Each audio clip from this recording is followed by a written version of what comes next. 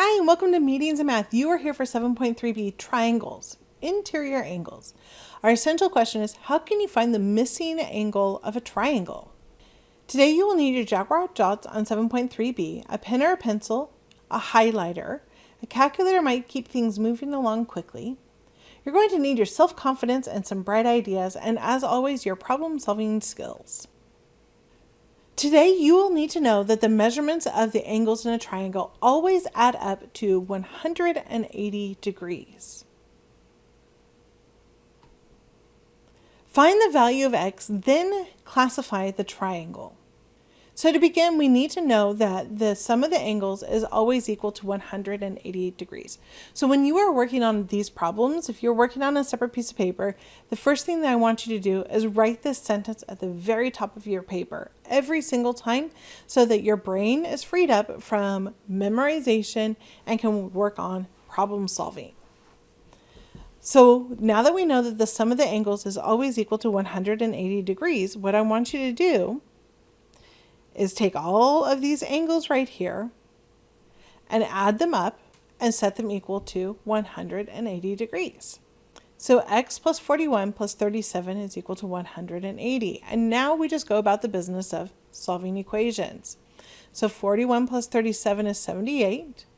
And then we subtract 78 from both sides, and x is equal to 102.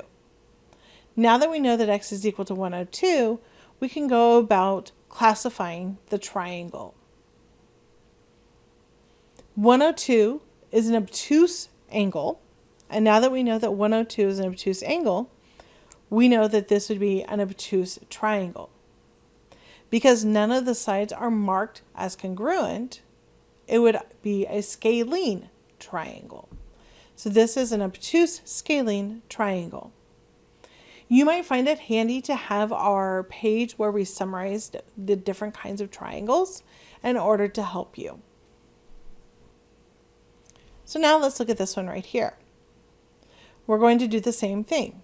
The sum of an angle is always equal to 180 degrees. So you need to take these angles right here and set them equal to 180 degrees. So x plus 60 plus 60 equals 180 degrees, and go about the business of solving the equation. 60 plus 60 is 120. Subtract 120 from both sides, and x is equal to 60. Now this is very different. We haven't seen something like this recently. So what do we know? When all the sides are equal, it is called an equilateral triangle. And when all of the angles are equal, it is called an equiangular triangle. So this is an equilateral, equiangular triangle. Now, just looking at this right off the bat, I know it's an isosceles triangle. Why do I know that? Because I have two sides being marked as congruent. So I know it's an isosceles triangle. I also look right here at this 124, and that is obtuse. So right off the bat, I know this is an obtuse isosceles triangle. It really doesn't matter what this is because I have my obtuse angle here. So now let's worry about solving the equation. I start with knowing that the sum of an angle is always equal to 180, and I actually want you to set this one up and solve it, and then come back and check your answer. Did you remember to set all of those equal to 180? X plus 28 plus 124 is equal to 180. 28 plus 124 is 152. When you subtract 152 off both sides, x is equal to 28. It did not change my answer that this is an obtuse scalene triangle. Okay, I'd like you to complete this entire problem on your own. What is this? Find x, and then what kind of triangle is this? So you should have remembered that the sum of the angle is always 180 degrees. Hopefully you remembered that when you see this little square right here, that means that this is equal to 90. So you have 90 plus 78 plus x.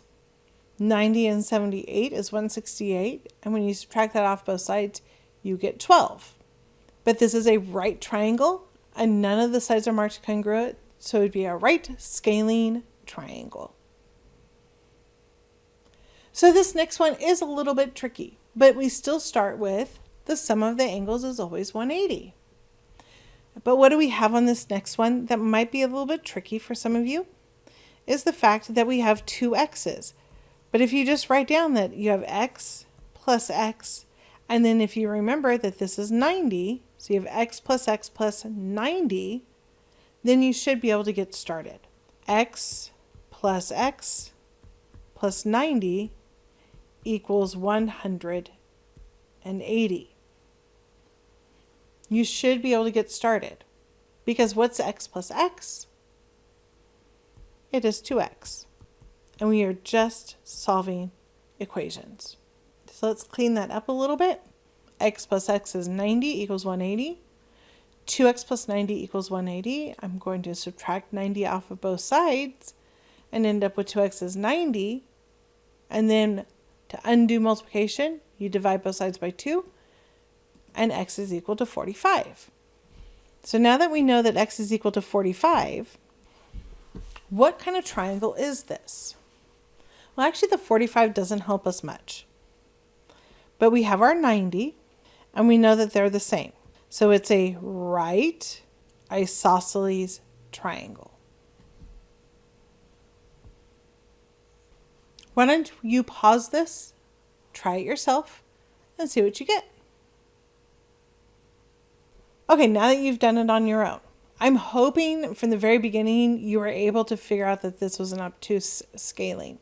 But if you didn't, that's okay. We can wait and figure that out later.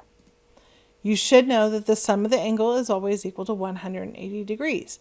So you should have had that x plus 135 equals 180. And we always start by writing the equation. We're not going to try to do some work in our head first. We're going to start by writing the equation. So x plus x is 2x. So then we subtract 135 off of both sides. And we have 2x is equal to 45. And then when we divide that by 2, we end up with x is equal to 22.5.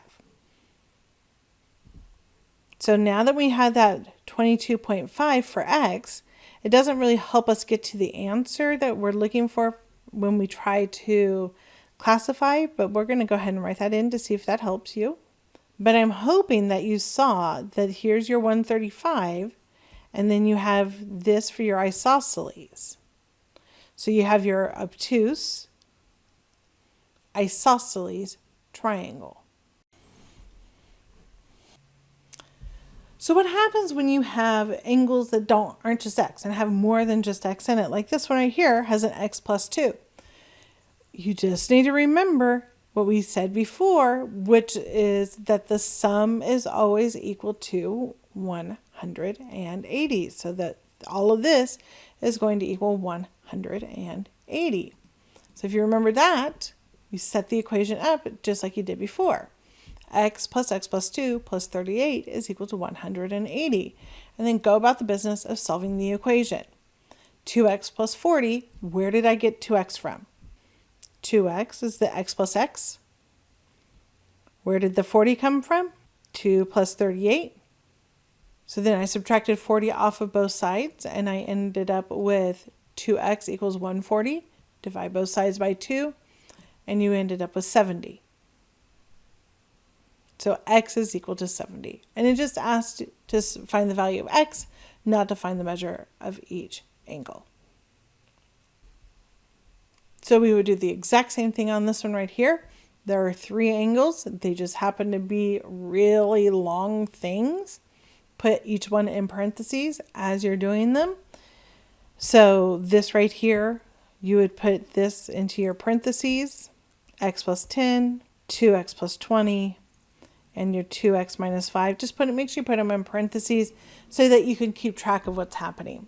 But you have to remember that the sum of the angles is always 180 degrees. That's it. That's what you have to remember. So 2x plus 20 plus x plus 10 plus 2x minus 5. Combine your like terms. So now you want to make sure you put all of your x's together. So When you add up your 2x, your x, and your 2x, you get 5x.